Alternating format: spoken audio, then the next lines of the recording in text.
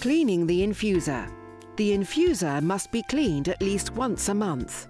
The infuser may not be extracted when the machine is on. Make sure the machine is correctly turned off.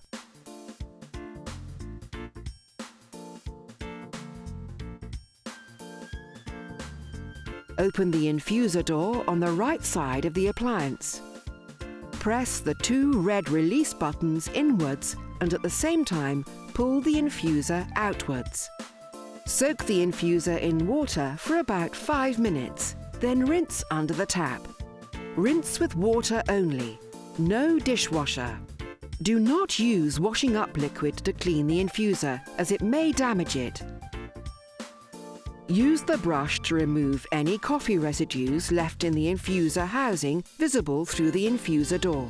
If the infuser is difficult to insert, before insertion, squeeze the two levers to make it smaller. Replace the infuser by sliding it onto the internal support. Then push the push symbol fully in until it clicks into place. Once inserted, make sure the two red buttons have snapped out.